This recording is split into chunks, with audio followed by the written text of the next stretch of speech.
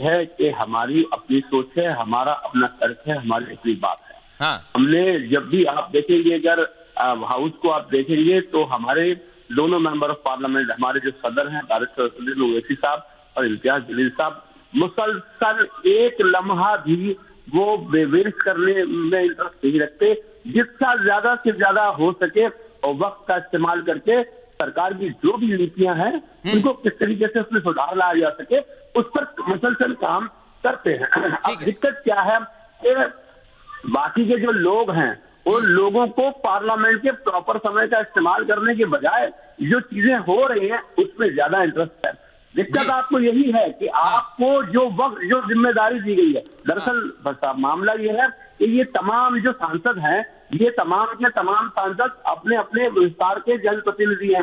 अब पूरे देश की जनता तो वहां पार्लियामेंट में जा नहीं सकती। बिल्कुल। तो और देखिए, प्रतिनिधि जब पहुंचे हुए हैं, दानिश जी, प्रतिनिधि पहुंचे हुए हैं तो उन्हें जनता के मुद्दे भी उठाना चाहिए। मैं हमेशा कहता हूं, जनता अगर किसान चाहता है किसानों के मुद्दे उठें, बेरोजगार चाहता है बेरोजगारों के मुद्दे उठें, तो उठने चाहिए, दिखावा नहीं होना चाहिए। पंकज जी, मैं इसलिए आपसे कमेंट चाहता हूं, मुद्दे मिलते हैं गठबंधन को, क्या ये डिरेल हो जाता है सर? क्या ऐसा लगता है आपको? देखिए, जो मैं हमेशा से कह रहा हूं कि इंडिया समूह के राजनीतिक दल जो हैं उनको काफी गंभीरता से और मिलजुल कर तालमेल के साथ काम करना पड़ेगा। अगर 2024 में टक्कर देनी है, जीतना है, तो बिना उसके नहीं होगा। मुद्दे तो बहुत हैं।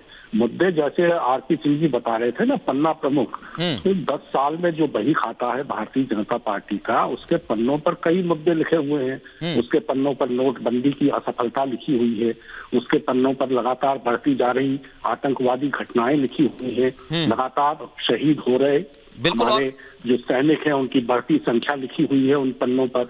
उन पन्नों पर कोरोना काल की बदइंतजामी लिखी हुई है। मैं इसी पर एक छोटा सा कमेंट चाहता हूं पंकज जी, रामकृपाल जी का, इसके बाद आरपी सिंह जी और अजय जी आखिरी कमेंट आपसे लूंगा, बहुत छोटा रखिएगा। क्या नोटबंदी के मसले पर 2019 में बीजेपी को लग रहा था खतरा होगा, लेकिन ऐसा नहीं हुआ? राज्यों में भी बता दिया गया ये, या अभी है ये मुद्दा? देखिए, 2016 में नोटबंदी हुई थी, उसके बाद उत्तर प्रदेश का 2017 का चुनाव हुआ और सारे विपक्ष ने कहा था कि ये नोटबंदी पर जनमत संग्रह है, याददाश्त सबकी ठीक होनी चाहिए, यही कहा गया था।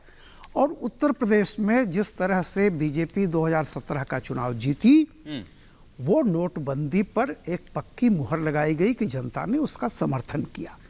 रही बात, मैं हमेशा कहता हूं कि जनता की अदालत और संवैधानिक अदालत, हो सकता है कुछ लोग कहें कि जनता का ये जो चुनाव हुआ, लेकिन लोगों ने जनमत संग्रह कहा था विपक्ष ने कि यह जनमत संग्रह है नोटबंदी पर, और अदालत ने भी अल्टीमेटली, सुप्रीम कोर्ट ने कहा कि नोटबंदी का फैसला सही था। तो मेरा दो ही कहना है कि देखिए, दो अदालतें होती हैं, एक संविधान की अदालत है, एक जनता की अदालत है।